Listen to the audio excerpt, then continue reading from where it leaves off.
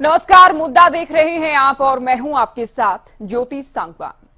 हरियाणा में लोकसभा चुनाव में कड़ी टक्कर के बाद विधानसभा में भी मुकाबला रोचक होता नजर आ रहा है। भारतीय जनता पार्टी ने हरियाणा के सबसे बड़े वोट बैंक को साधने का चक्रव्यूह तैयार कर लिया है।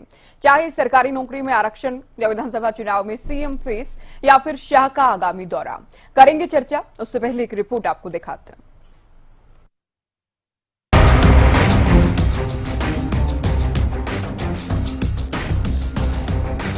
लोकसभा चुनाव के परिणाम में हरियाणा में जहां जेजेपी और इनेलो साफ हो गई, तो वहीं कांग्रेस और बीजेपी हाफ। 5 सीटों का नुकसान झेलने के बाद अब विधानसभा चुनाव की तैयारी में जुटी बीजेपी किसी भी तरह का रिस्क लेने के मूड में नहीं और हरियाणा की सत्ता पर तीसरी बार काबिज होने के लिए एडी चोटी का जोर लगा रही है। अपनी हैट्रिक की प्लानिंग के लिए बीजेपी ओबीसी वोट बैंक को लुभाने में भी कोई कसर नहीं छोड़ रही, फिर चाहे बात सीएम चेहरे की घोषणा की हो। भारतीय जनता पार्टी की सरकार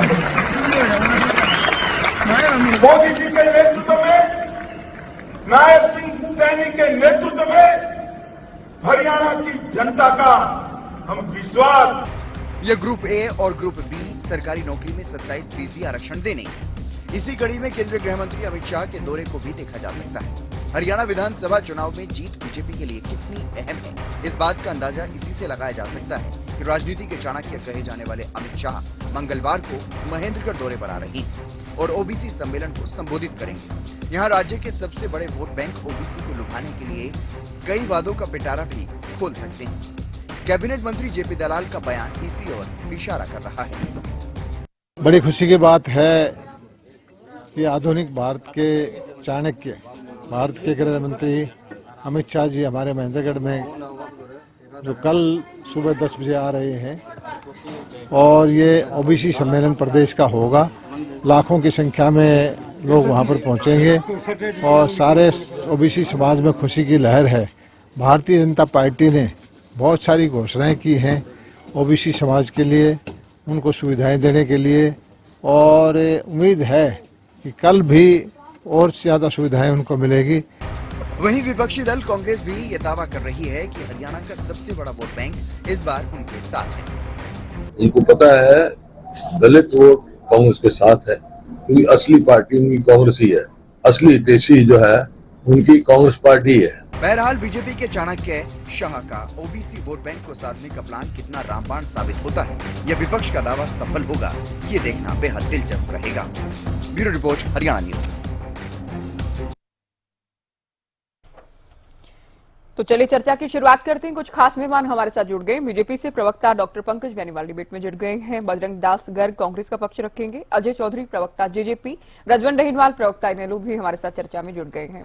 आप चारों का बहुत स्वागत है। शुरुआत बीजेपी से होगी। पंकज बेनीवाल जी, क्या ओबीसी को साधने के लिए खास प्रयास हो रहे हैं भारतीय जनता पार्टी की ओर से हर एक मोर्चे पर? नमस्कार ज्योति जी, सभी साथियों नमस्कार, सभी दर्शकों मेरा नमस्कार। देखिए, भारतीय जनता पार्टी हर वर्ग को साथ लेकर के चलती है। हमारा नारा भी यही रहा है, सबका साथ सबका विकास। और जो पिछड़ा वर्ग सम्मेलन जो कल महेंद्रगढ़ में होने वाला है, उसमें पूरे हरियाणा से जो पिछड़ा वर्ग के लोग हैं वह वहां पर पहुंचेंगे और उनके सामने उनके केंद्रीय गृह मंत्री भारत सरकार के श्री अमित शाह जी मौजूद रहेंगे और उनसे सीधा वार्तालाप करेंगे, सीधा संवाद करेंगे। जो केंद्र की आज तक की नीतियां रही है, वहां पर साथ में नायब सिंह सैनी जी भी, हरियाणा मुख्यमंत्री भी रहेंगे। जो हरियाणा में ओबीसी समाज के लिए जितनी भी परियोजनाएं आज तक लागू की गई, उनका भी व्याख्यान उन तक पहुंचाया जाएगा। जो जिस तरीके से अंत्योदय की भावना के साथ भारतीय जनता पार्टी आज काम कर रही है, कैसे पिछड़ा वर्ग को आज आगे की अग्रिम पंक्ति में खड़ा कर दिया है, आज ये भारतीय जनता पार्टी ने जो उनके सपनों को साकार करने में ये सबसे बड़ी आज एक काम किए हैं, तो उन सब कामों को लेकर के आज भारतीय जनता पार्टी पिछड़ा वर्ग के साथ खड़ी है। इन सब चीजों को लेकर के आज चुनावी रणनीति सज चुका है हरियाणा के अंदर, क्योंकि 2 महीने के बाद 3 महीने बाद चुनाव भी है। तो उस दृष्टिकोण के हिसाब से भी आज हरियाणा की जनता को जैसे कांग्रेस ने बरगलाने की कोशिश की थी लोकसभा चुनाव के अंदर, वो फिर से उसमें कामयाब ना हो या उन चीजों पर फिर से फोकस ना कर पाए, तो उन सब चीजों के लिए आज हरियाणा की जनता को, हर एक समाज को, हर एक वर्ग को आज समझाने का, उन तक उनकी बातें पहुंचाने का, उन तक किस तरीके की आज परियोजनाओं का डिलीवर आज भारतीय जनता पार्टी ने पिछले 10 सालों में किया है, वो सब परियोजनाएं उन तक पहुंचाएं, कैसी पहुंची हैं, उन सब का व्याख्यान बताना और बीते वर्षों आप में कह रहे हैं कि 10 वर्षों तक- सरकार ओबीसी के साथ खड़ी है, हालांकि विपक्ष ये नहीं मानते जी। हैं। लेकिन क्या जी, बिल्कुल। ओबीसी भी आप लोगों के साथ खड़ा है, जो कि हरियाणा का सबसे बड़ा वोट बैंक है अपने आप में? देखिए, निश्चित तौर पर भारतीय जनता पार्टी के साथ आज हर वर्ग खड़ा है और खास तौर से पिछड़ा वर्ग, ओबीसी वर्ग भी आज भारतीय जनता पार्टी के साथ ही खड़ा है।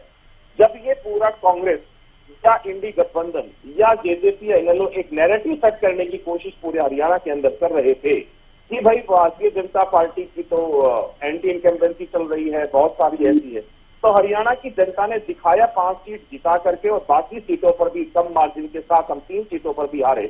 उन जगह पर सारा दिखाया कि आज हरियाणा की जनता बिल्कुल भी भाजपा के खिलाफ नहीं है, भाजपा के साथ है।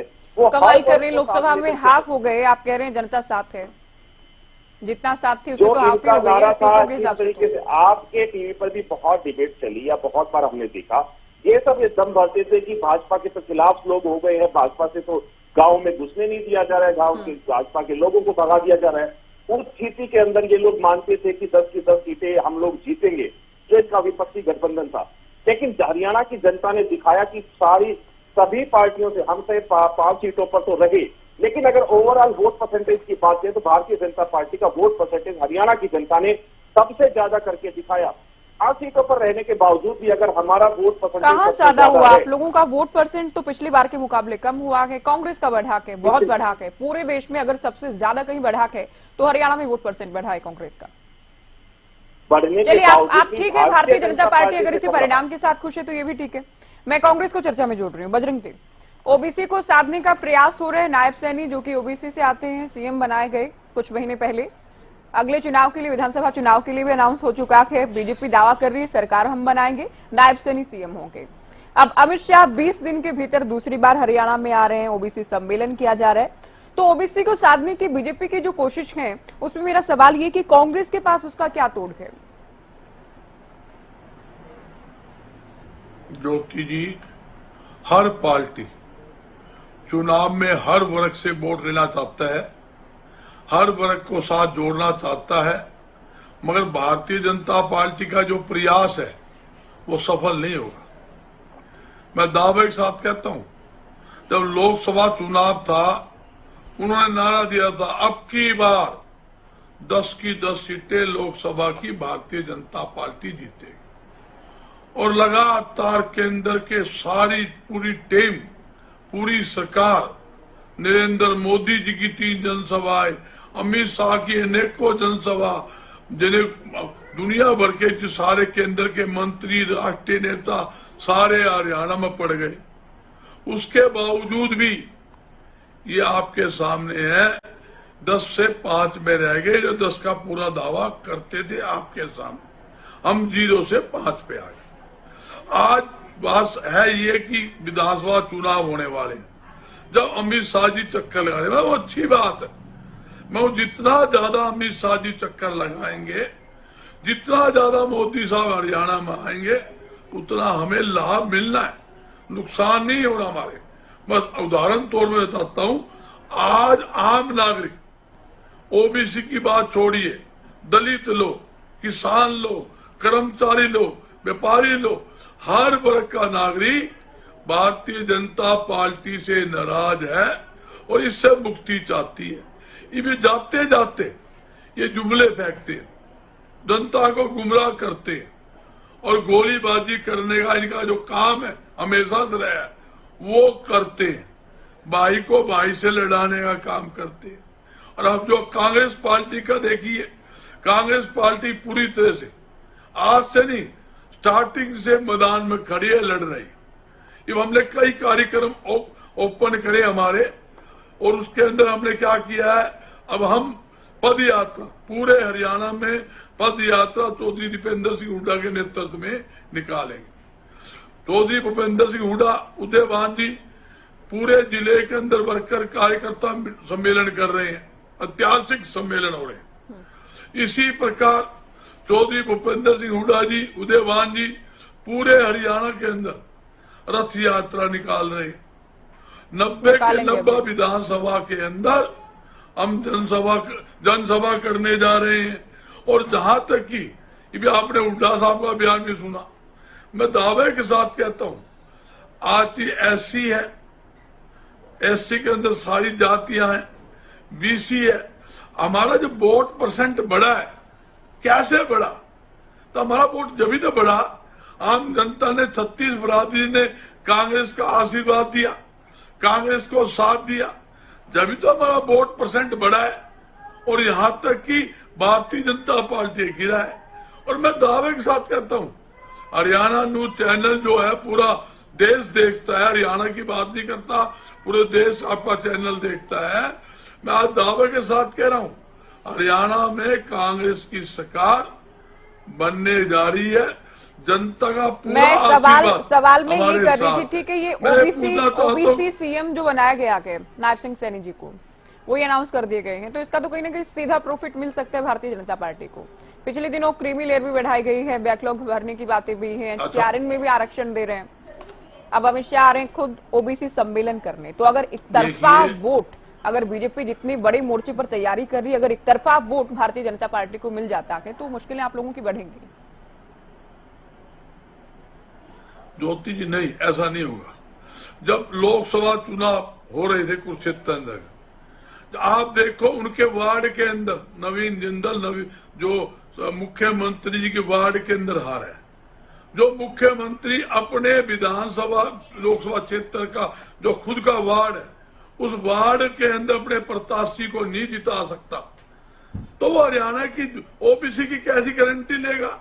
ये मान लो एक आदमी कह दे मैं ओबीसी का ठेकेदार होगा, कल मैं कह दूं मैं अग्रवाल हूं, बैस हूं, मैं पूरे नॉन जाट का ठेकेदार बन गया और मैं मेरे कारण सारे वोट ही मिल जाएंगे कांग्रेस को, मैं सारे वोट मैं लाऊंगा। ऐसा नहीं होता। जो सैनी साहब है मुख्यमंत्री है, और भी सैनी नेता है, दुनिया भर के सैनी नेता है, जो क्लासो सैनी थी, पूर्व में सांसद थी, भारतीय जनता पार्टी के साथ थी, आज कहा है कांग्रेस पार्टी ज्वाइन कर चुकी। दुनिया भर के सैनी जो है कांग्रेस पार्टी ज्वाइन कर चुके हैं। मैं दावे के साथ कहता हूँ ओबीसी सम्मेलन हमारा भी होगा।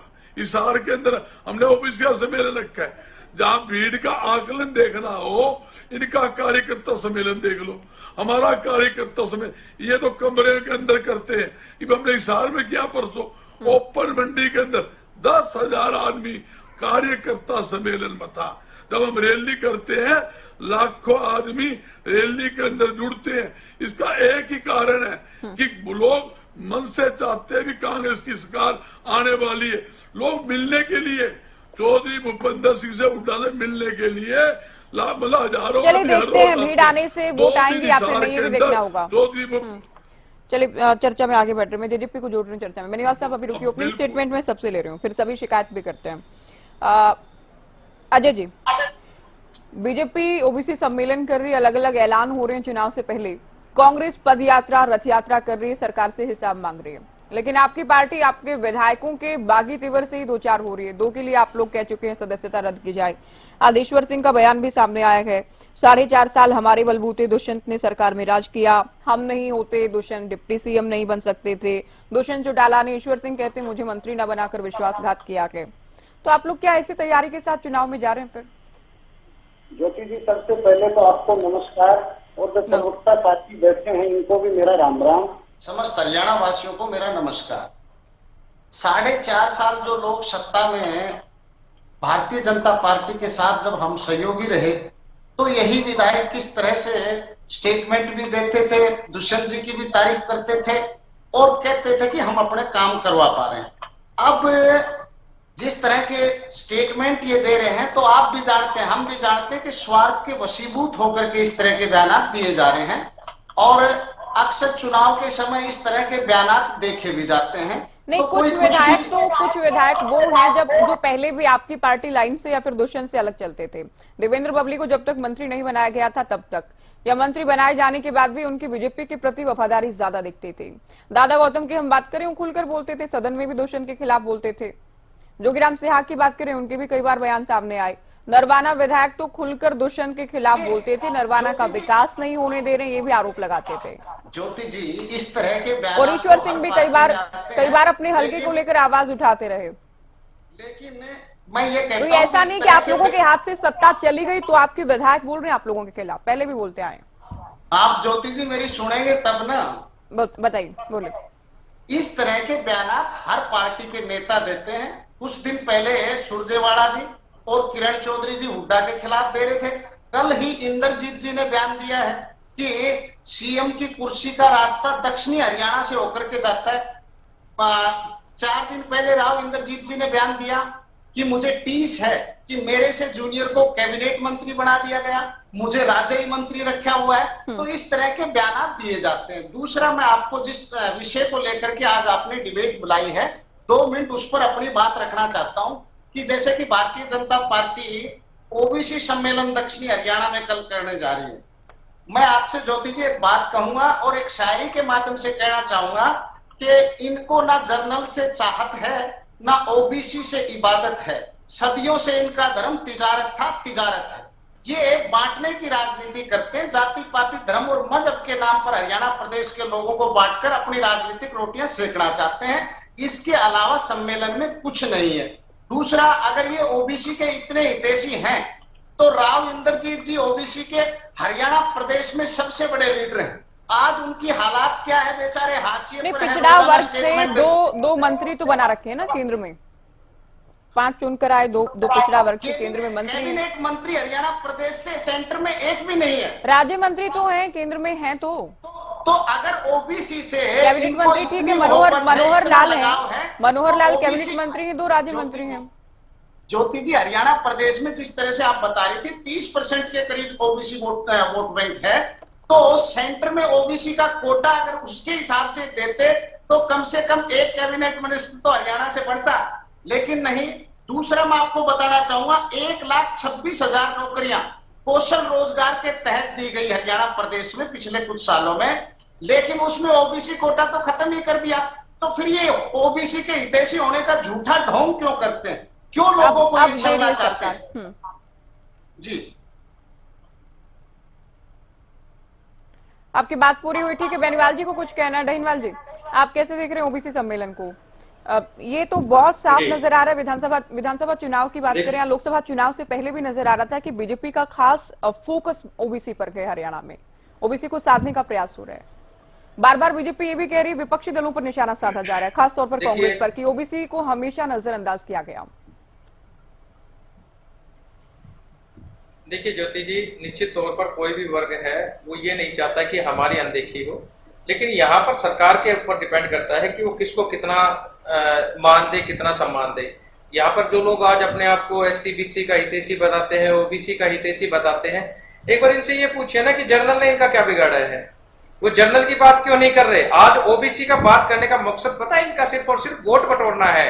ये वही लोग हैं जिन्होंने 9.25 साल पहले, 9.5 साल कहते थे, 9.25 साल जिन्होंने राज किया, उस समय इन्होंने कभी ओबीसी की याद आई, कभी एससी की बात की इन्होंने, उस समय क्यों नहीं की। आज ऐसी इनकी क्या मजबूरी आई जो आज ये चुनाव के समय में केवल और केवल ओबीसी के नाम पर ये सम्मेलन कर रहे हैं, अमित शाह जैसे बड़े नेता को बुला रहे हैं और ये कह रहे हैं कि हमने तो ओबीसी का सम्मान करने का काम किया है। किसी का सम्मान करने का काम नहीं किया, इन्होंने केवल राजनीति करने का काम किया है। राजनीति करने के माध्यम से इन्होंने जनता को बरगलाने का काम किया है, रुचि बरगलाने के बहाने इन्होंने वोट हथियाने का काम किया है। अब हम बात करें अहिरवाल की, तो अहिरवाल में जिस प्रकार से रैली करी जा रही है, अहिरवाल का एक बहुत बड़ा नेता कहलाया जाता है राव इंद्रजीत सिंह, निश्चित तौर पर ये सर्वमान्य नेता है अहिरवाल के, और वो जब ओबीसी का सम्मेलन करने जा रहे हैं वो उसी वर्ग से आते हैं, और अगर वही नाराज हो तो किसको खुश करेंगे, किसको राजी करके जाएंगे। ये कल आपने देखा होगा कि किस प्रकार से सैलंग में, अटेली हल्के में इन्होंने रैली की थी, और वो रैली में किस प्रकार गिड़गिड़ा रहे थे कि बोला भाई मैं बहुत सीनियर था और 20 साल से बोला मैं राज्य मंत्री मैं ही हूं। अब इतने सीनियर व्यक्ति को और अगर राज्य मंत्री का दर्जा दिया गया है और चुनाव लड़ने के बाद और फिर कहते हैं कि हम ओबीसी को सम्मान देने का काम कर रहे हैं, उनकी टीस ये भी है कि पहली बार जीतने वाले व्यक्ति को कैबिनेट का दर्जा दे दिया गया, तो फिर ये किस प्रकार से सम्मान कर रहे हैं, ये मुझे समझ में नहीं आ रहा। ये खुद राव इंद्रजीत सिंह को भी समझ में नहीं आ रहा। ओबीसी के इलाके में आकर, उन्हीं के इलाके में ये कहीं ना कहीं ओबीसी के एक जो घाव दिए हुए हैं उनको कुचलने का काम करेंगे। और दूसरी बात ये चीज करते हैं कि 9.5 साल में इन्होंने कोई भी एक उपलब्धि नहीं बताई कि इन्होंने स्पेशल ओबीसी के नाम पर या एससी के नाम पर इन्होंने कोई स्पेशल कैंपेन चलाकर, आमतौर पर हम ये अहिरवाल का इलाका है, यहाँ पर इनको रोजगार का इनका बड़ा साधन है। इनसे पूछिए कि जिस प्रकार से इन्होंने भर्ती किया है, क्या स्पेशल कोई बैकलॉग था ओबीसी के लिए? कोई स्पेशल इन्होंने स्पेशल भर्ती की? वो भी नहीं की, वो नहीं बता ही नहीं पा रहे इन्होंने। ऐसा ओबीसी के लिए या विशेष अभियान चलाकर अब बैकलॉग भरने का काम करेंगे। ज्योति जी, निश्चित तौर पर मैं बढ़ाई गई है, अब उसी के साथ ही अनाउंस किया गया है। मैं ज्योति जी वही तो चीज बताना चाह रहा हूं कि ऐसा क्या हुआ कि पौने 10 साल बीत जाने के बाद जब इनके हाथ में कुछ नहीं है, ये कल घोषणा करके जाएंगे, अगर उसका कहीं इंप्लीमेंट हो जाए तो आप और हम रोज टीवी पे बैठते हैं, आप बता देना कहीं इंप्लीमेंट हो जाए। केवल और केवल वोट बटोरने का इन्होंने एक साधन बनाया हुआ है ये ओबीसी सम्मेलन। वरना 10 साल पहले इनकी सरकार सेकंड टर्म में आई है, तब कर देते कुछ, तब उन्होंने कुछ नहीं किया। अभी बात ये आ रही थी कि ओबीसी के लिए इन्होंने क्या किया। अहिरवाल के इलाके में कोई एक सिंगल परियोजना इन्होंने ऐसी लेके आई हो जहां से ओबीसी का बड़ा एक तबका यहां पे गया हुआ था, जो पिछले चुनाव में इनके पास केवल कांग्रेस के महेंद्रगढ़ और रेवाड़ी के अलावा बाकी सारे भारतीय जनता पार्टी को मिले थे। क्या ओबीसी का यहाँ पर किसी को प्रतिनिधित्व देने का काम किया? उस समय जब इतने विधायक जिताने का काम किया अहिरवाल की जनता ने किया, उस समय भी यहाँ के किसी नेता को बड़ा सम्मान देने का काम नहीं किया। तो बनाया गया, ऐसा नहीं है कि कोई नहीं दिया गया। हालत खराब है, राज्य मंत्री तो बनाए गए। मैं एक मिनट ऐसे एक मिनट ज्योति जी, ऐसे राज्य मंत्री का क्या फायदा जिसको इलाके की जनता अपना प्रतिनिधित्व करने का भेजती है और वो कैबिनेट की बैठक में बाहर बैठा इंतजार करता रहे कि मेरे को आकर कोई अंदर से बताएगा जी आपके लिए ये काम किया गया है। यहाँ की जनता ने जब उनको पूर्ण बहुमत से यहाँ पर लोगों ने जिताकर भेजा, इस इलाके की जनता ने भारतीय जनता पार्टी को वोट देने का काम किया था, तब भी उनको पूर्ण सम्मान नहीं मिला। आज जनता को दोबारा से बरगलाने का काम ये कर रहे हैं और हुआ कुछ भी नहीं है। आज अहिरवाल की जनता के लिए सबसे बड़ी समस्या क्या है? अहिरवाल में ये एसवाईएल का पानी का बार बार बात करते हैं, हम लगातार बात करते हैं कि आज तक वो नहर का निर्माण नहीं हुआ। ये एम्स की बात करते थे, नवंबर 2018 में, जुलाई 2018 में इन्होंने एम्स की घोषणा की थी। वो एम्स कहाँ है? वो कछुए की धीमी गति से एक बार आए मुख्य प्रधानमंत्री जी, उसका शिलान्यास करके, उसके बाद कोई उसकी गतिविधियां नहीं चल रही। यहाँ पर मैं एक बात करूं, रेवाड़ी की अगर बात करें तो यहाँ पर हमारे मसानी बैराज था, यहाँ पर समस्याओं का अंबार लगा हुआ है। धारवाड़ा की बात करें तो वहां पर पानी की समस्या का अंबार लगा हुआ है। ना बस स्टैंड है, ना सड़कें हैं, ना एजुकेशन है। एजुकेशन के नाम पर रेवाड़ी जिले में 3 कॉलेज खोले थे।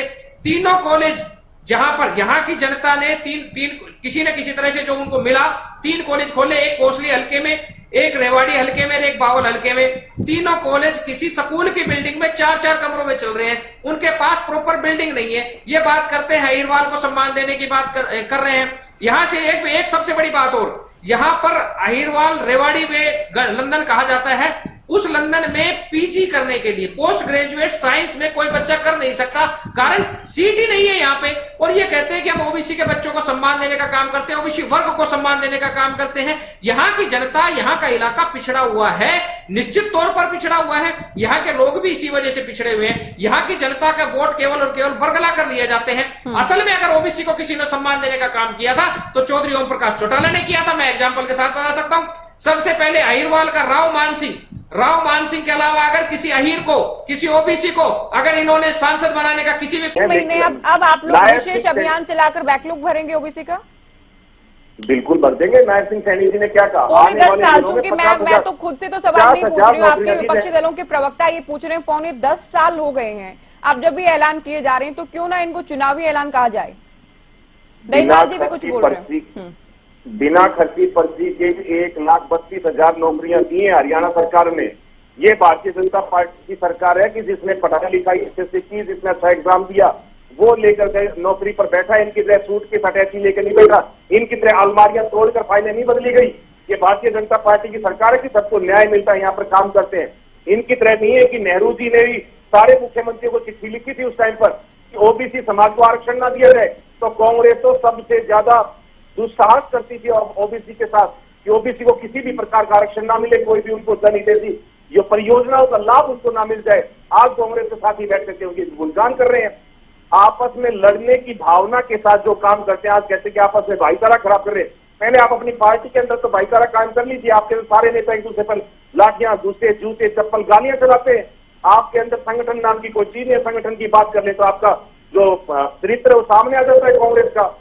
और 8500 रुपए खटाखट देने की बात कही आप लोगों ने, संविधान के लिए जनता को बरगलाने की बात कही, जब जाकर जनता ने आप पर गलती से भरोसा कर लिया। लेकिन आज हरियाणा की जनता समझ चुकी है कि कांग्रेस के लोगों ने हमारे साथ झूठ बोला, छलावा किया, इसलिए अब आप लोगों के साथ नहीं है, अब वो भारतीय जनता पार्टी के साथ है। आप क्या कह रहे थे कि हमने सम्मेलन किया नहीं, अभी तो दीपेंद्र सिंह हुड्डा भी मुख्यमंत्री, वो क्या नाम है, मुख्य अतिथि बन के गए थे ओबीसी के छोटे से सम्मेलन के अंदर।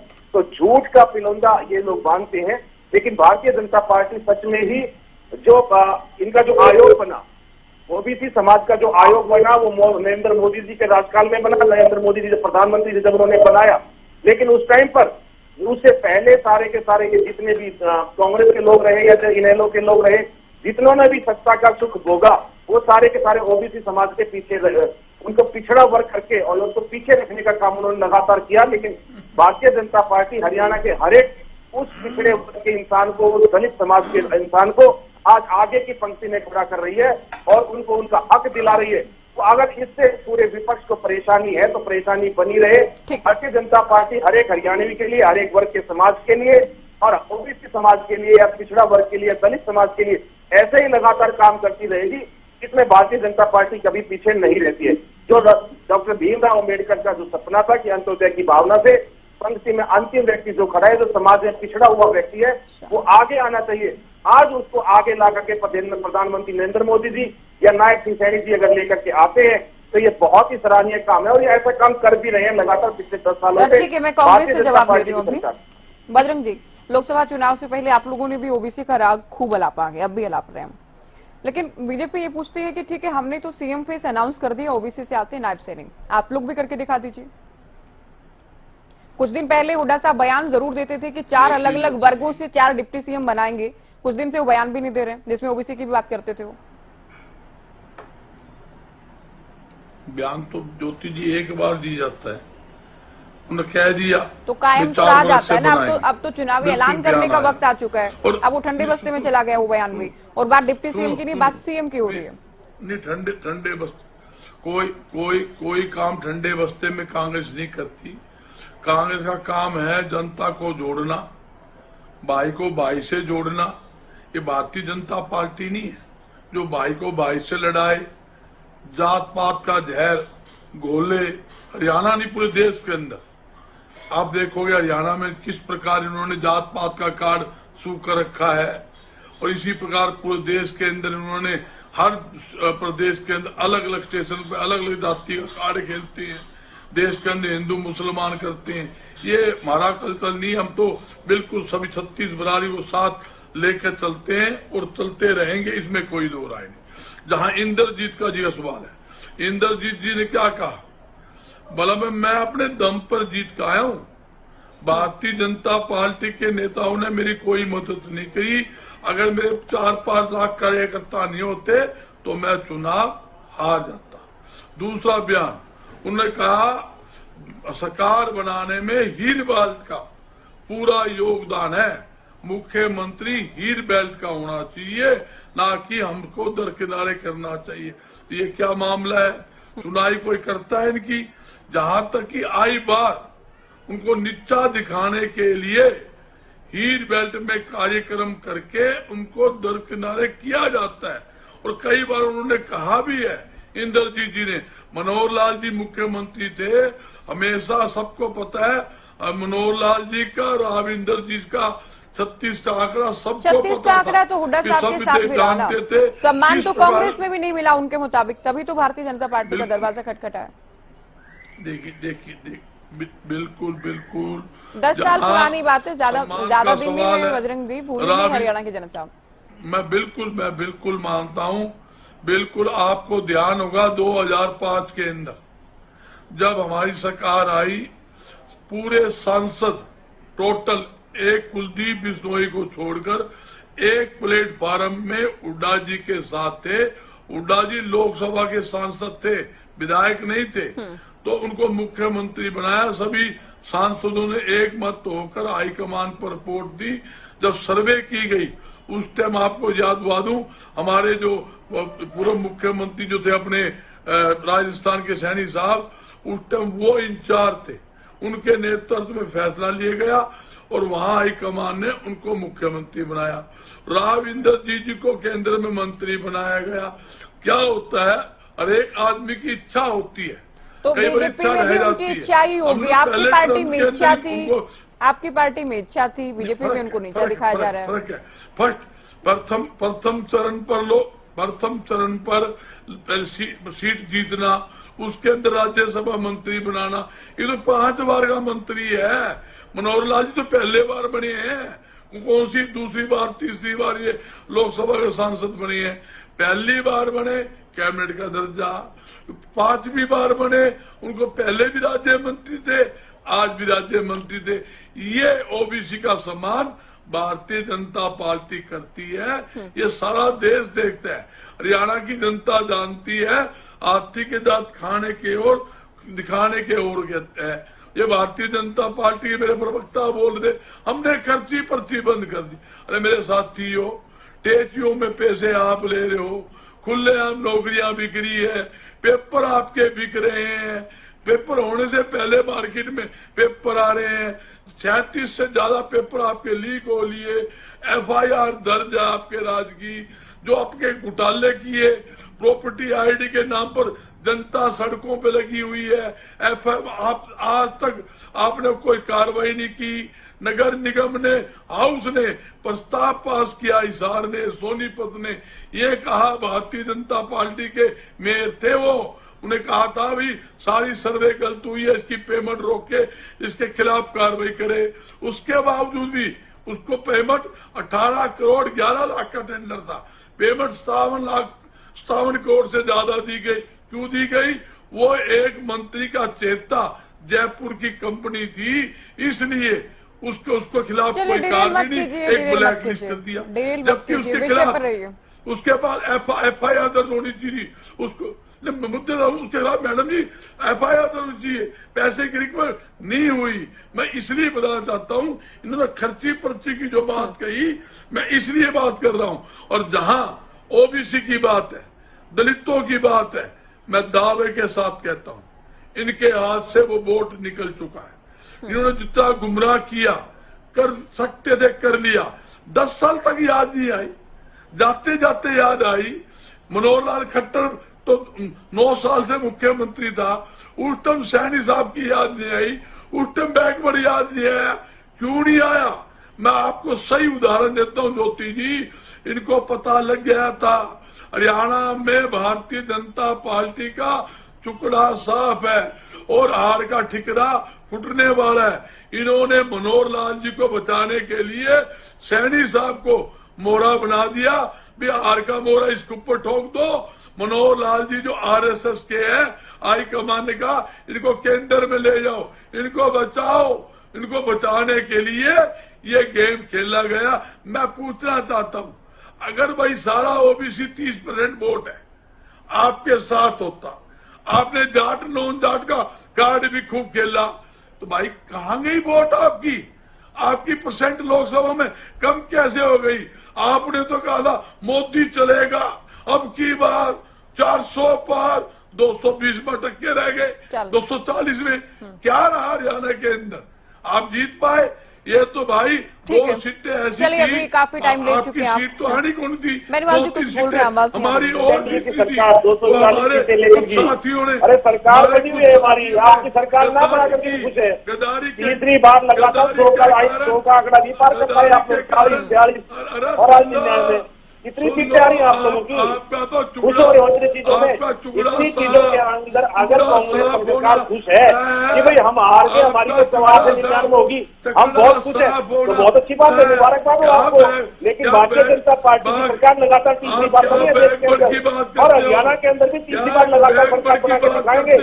आप लोगों ने जो जनता को बरगलाने का काम चुनाव किया था, अब की बात नहीं होने देंगे हम आपको। बजरंग जी रुकिए, अभी काफी टाइम ले चुके हैं। ये बोले अजय जी, मैं पूछना चाहता हूँ, नहीं अभी मत पूछिए, आप मत पूछिए, आप क्या पूछना चाहते हैं अभी मत पूछिए, आप काफी समय ले चुके हैं। अभी आप पूछिए मेहरबान साहब, आप भी साथ साथ मत बोलिए।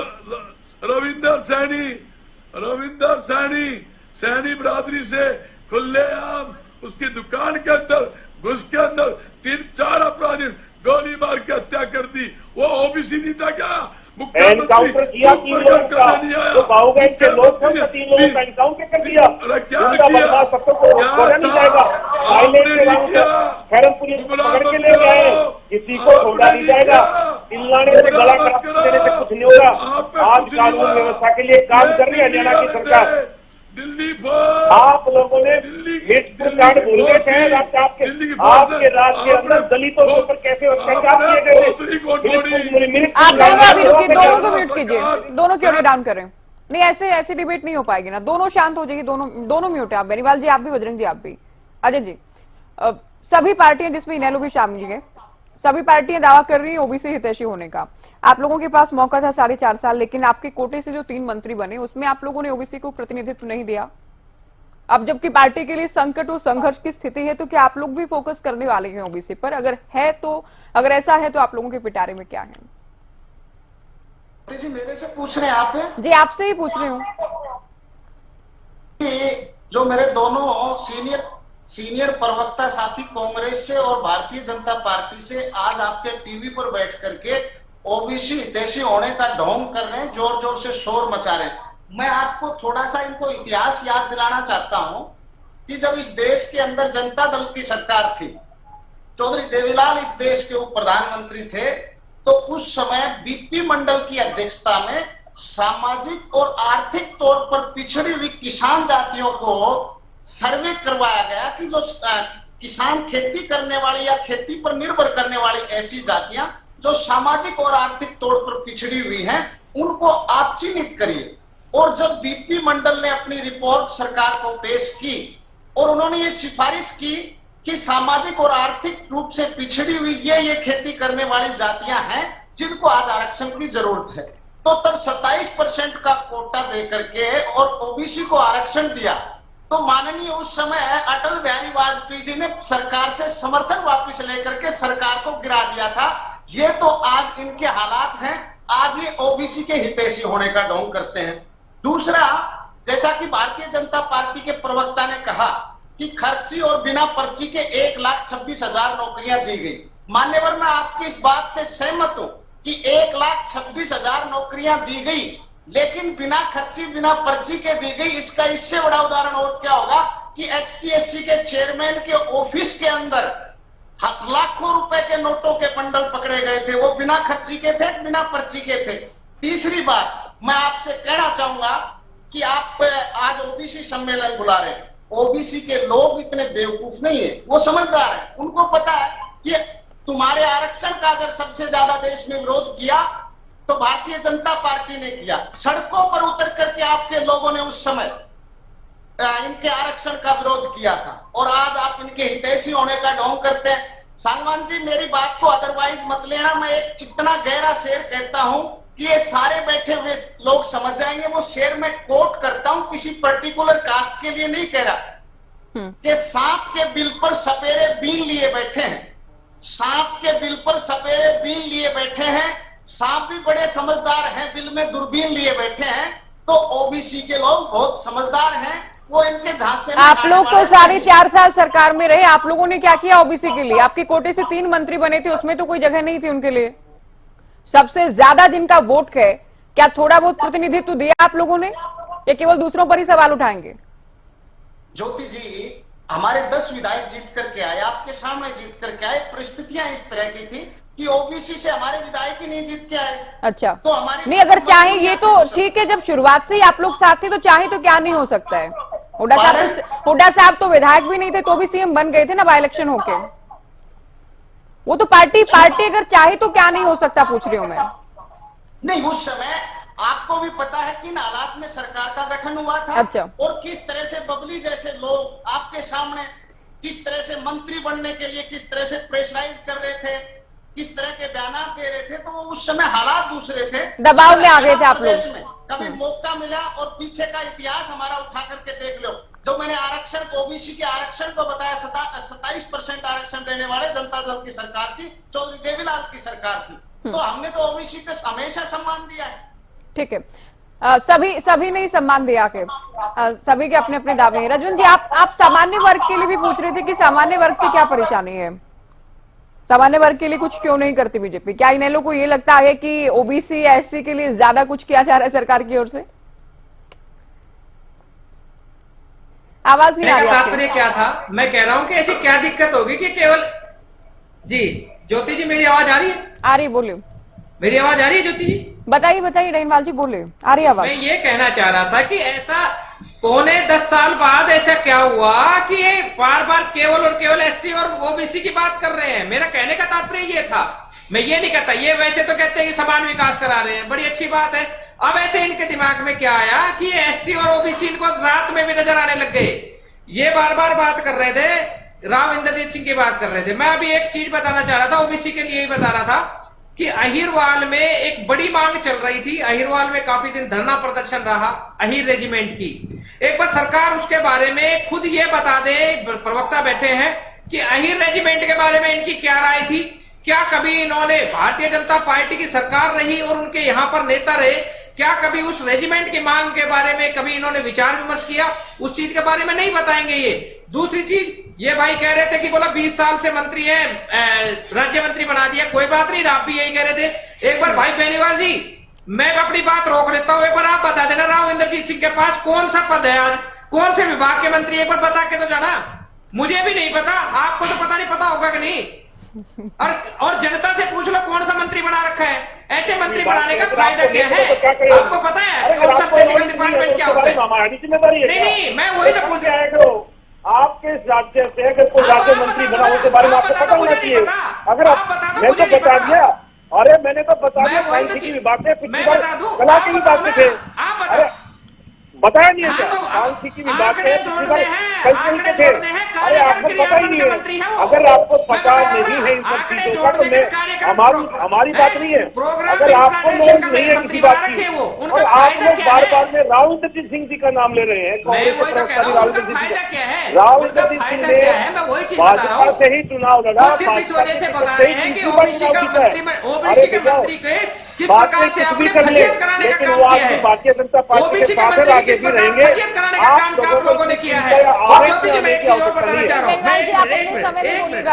3 महीने का समय, ये जी ज्योति जी, 3 महीने का समय मैक्सिमम बचा है, मैक्सिमम समय 3 महीने का, जिसमें चुनाव कराने हैं। ये 3 महीने में किस प्रकार से ये करेंगे? कह रहे नौकरी दे देंगे, नोटिफिकेशन का भी टाइम होता है, पेपर का भी, एग्जाम का भी टाइम होता है, स्क्रूटनी का भी टाइम होता है, इंटरव्यू का भी टाइम होता है। क्या ये जनता को बरगलाने वाला काम नहीं है? ये जनता को बरगलाने बहकाने का ही काम कर रहे हैं। अगर असल में इनकी नीयत कुछ करने की होती तो ये चीजें पहले से करते, हम भी इनका सहयोग करते, हम भी मानते, इनका एहसान मानते कि इन्होंने ओबीसी के लिए कुछ किया है। जब सारी इनकी सरकार चली गई, असल में तो क्या था कि एससी ने इनको वोट नहीं दिया, ये बात बिल्कुल सबको पता लग गया। अब इनके दिमाग में ये आ गया कि एससी इनसे पिछड़ गया, जाट इनको वोट नहीं दे रहे, बोला किसी न किसी तरह ओबीसी को अपने पाले में ले लो, वरना तो इनको बाहर का रास्ता देखना पड़ेगा। किस 400 पार की बात करने वालों को इनकी औकात दिखाने का काम किया है। ये 10 की 10 जीतने वालों को इनको 5 बना के टेकने का काम किया है। ये हरियाणा की जनता जो इनकी बेकदरी थी, जो उनको समझ नहीं पा रहे थे, उन्होंने इनके मुंह पर करारा दबाव जमाने का काम किया है।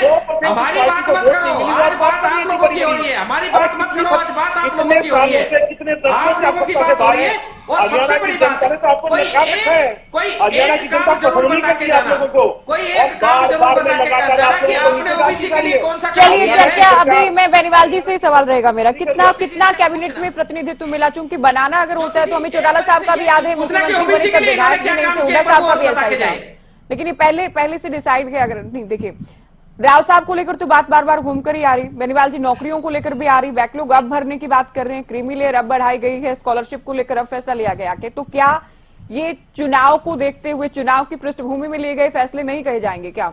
और दूसरा, हुड्डा साहब ये कह रहे हैं कि आप लोग तो ओबीसी और एससी का आरक्षण ही खत्म करना चाहते हैं क्योंकि आप सब कुछ प्राइवेट कर रहे हैं, आप सरकारी नौकरियां नहीं दे रहे हैं। ये हालांकि आरोप है कांग्रेस। हुड्डा साहब ने या कांग्रेस का जो झूठ का प्रोपेगेंडा था वो हरियाणा की जनता ने लोकसभा चुनाव में देख लिया है। अब इनके बरगलाने से हरियाणा की जनता इनके जाते में नहीं आएगी। इनके राज में 10 सालों में सिर्फ 82,000 नौकरियां दी गई थी और भारतीय जनता पार्टी की सरकार ने 1,32,000 आज तक दे दी और अभी भी नौकरियां निकली हुई है अलग अलग विभागों की, चाहे डॉक्टरों की बात करें, किसी की भी बात करें, बहुत सारी नौकरियां निकली है। 50,000 और दे देंगे, यानी कि 1,82,000 नौकरियां तो हमारी सरकार देगी इन 10 सालों के अंदर। और इनकी सरकार ने नौकरी दी थी सिर्फ 82,000। 1 लाख नौकरियां ज्यादा देकर हम लोग तीसरी बार सरकार बनाएंगे। की तरह नहीं है कि जनता को बरगलाने का, झूठ बोलने का काम करेंगे। अगर हमारी सरकार 1,82,000 नौकरियां दे रही है सरकारी, तो हमारी सरकार कैसे जनता युवाओं का साथ धोखा कर रही है? इनकी सरकार ने युवाओं के साथ धोखा किया तो मात्र 82,000 नौकरियां 10 साल के अंदर देकर के प्राइवेटाइजेशन में हमने युवाओं को नौकरियां देने के लिए आप लोगों ने पौने 10 साल में, ठीक है, आप 31 बता रहे हैं, 50,000 अब कह रहे हैं आप लोग। 3 महीने बचे हैं चुनाव के। ज्योति जी, ये इतनी तेज स्पीड कैसे हो जाएगी फिर? अब आपने सुना डईनवाल जी कह रहे हैं, हालांकि आप केवल आप लोग ऐसा नहीं है कि चुनाव में जाते जाते ये कर रहे हैं, तमाम पार्टियां करती आई हैं। हमारा काम है अपना करने का। नायब सिंह सैनी जी बहुत ही अच्छा हरियाणा प्रदेश की जनता के लिए काम कर रहे हैं। विपक्ष क्या कह रहा है, हमारे को इस बात से कोई फर्क नहीं पड़ता, लेकिन हम हरियाणा के हितेश, हर एक हरियाणवी के लिए हितैषी कार्य भारतीय जनता पार्टी नायब सिंह सैनी जी की सरकार लगातार करती जा रही है। चुनाव का जो आखिरी दिन होगा, हम जब चुनाव में जा रहे हो तो वो आखिरी दिन होगा, उस दिन भी हम काम करते हुए आपको नजर आएंगे। उस दिन भी कोई ना कोई ऐसी घोषणा होगी जो रह गई होगी, वो हम उस दिन भी करने का काम करेंगे। तो भारतीय जनता पार्टी कभी भी पीछे नहीं है काम करने के लिए। हमारे पास 3 महीने हैं, 3 महीनों में हर रोज एक नया काम होते हुए आप हरियाणा की सरकार आपको करती हुई दिखाई देगी। ये नायब सिंह सैनी जी ने लगातार आप लोगों को कहा था कि जैसे ही 4 जुलाई को आचार संहिता हट जाएगी, हमारी सरकार उसके बाद लगातार आपको काम करते हुए नजर आएगी।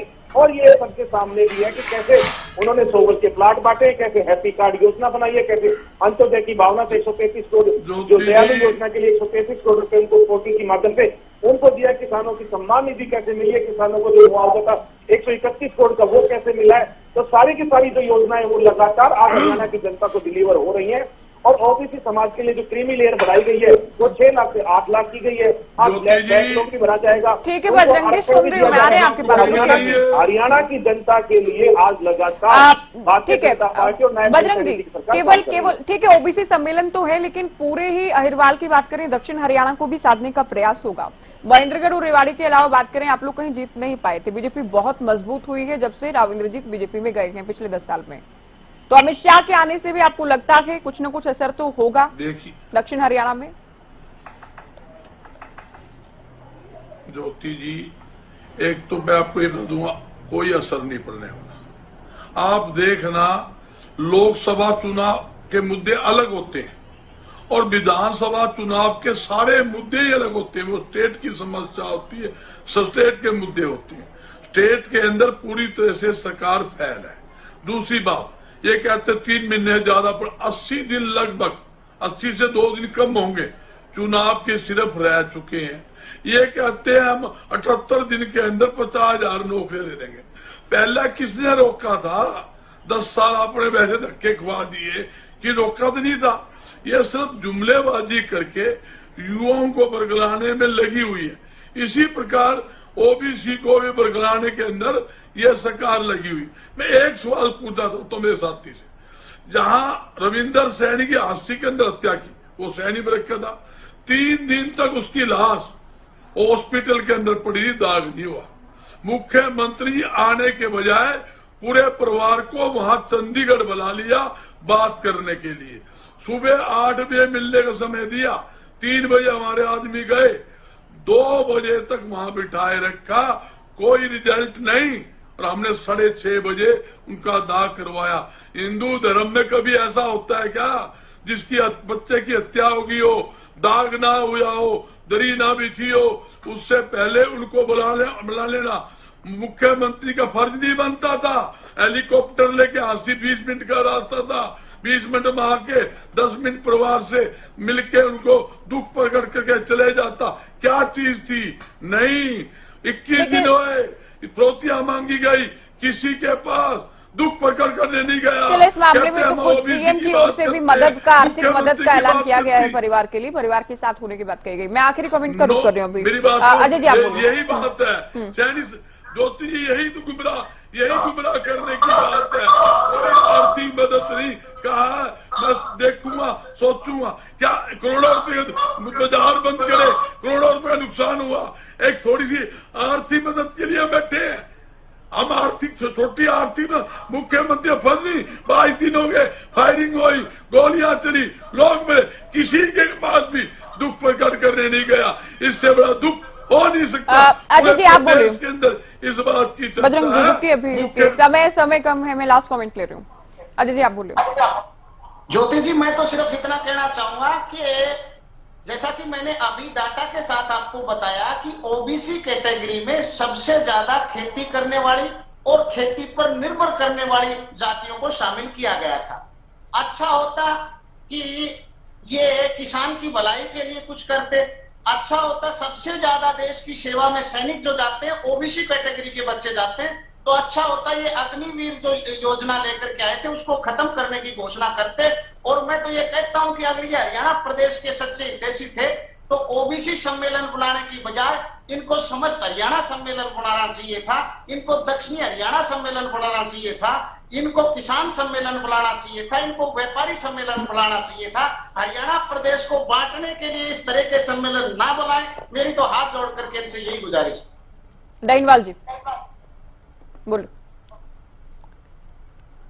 जी, वास्तव में अगर ये अहिरवाल के लिए कुछ करना चाह रहे हैं, राव इंद्रजीत सिंह जिस इलाके से आते हैं, धर्मवीर जी उस इलाके से नजदीक से पढ़ते हैं, दो सांसद हैं और ऐसे समय में सांसद जीत के आए जिनकी जो सरकार के लिए बहुत जरूरी थे। अगर वास्तव में उनके लिए कुछ करना चाहते हैं तो अहिरवाल की एक बहुत बड़ी मांग है अहिर रेजिमेंट की। अगर कुछ करना चाहते हैं तो इस इलाके को सम्मान देने का काम करना चाह रहे हैं। कारण क्या है कि बहुत बड़े यहाँ पे सैनिकों की खान कहा जाता है अहिरवाल, तो उस अहिरवाल को सम्मान देने में अगर कोई कामयाब होते हैं तो उस अहिर रेजिमेंट का गठन करके जाएं, अहिरवाल के नाम पर रेजिमेंट गठन करके जाएं, तो कुछ माना जाए कि अहिरवाल को सच में कुछ सम्मान दे रहे हैं। अगर ये कहें कि कहीं हम HKRN में हम नौकरी दे देंगे या और कुछ दे देंगे, इन चीजों से अहिरवाल का सम्मान बढ़ने वाला नहीं है। अहिरवाल का सम्मान असली तो तब होगा जब अहिरवाल का नाम देश और दुनिया में चमकेगा। वो चमकेगा कब? जब सरकार का सहयोग और समर्थन मिलेगा। लेकिन सरकार केवल यहाँ की जनता की वोट लेना जानती है, उनका सम्मान देना नहीं जानती। यहाँ पर केवल और केवल बटोरने के लिए आ रहे हैं। चलिए, आप सभी का बहुत शुक्रिया, आप लोगों ने वक्त दिया, चर्चा में शामिल हुए। तो अमित शाह के शाही प्लान को लेकर हम चर्चा कर रहे थे। फिलहाल दीजिए इजाजत, नमस्कार।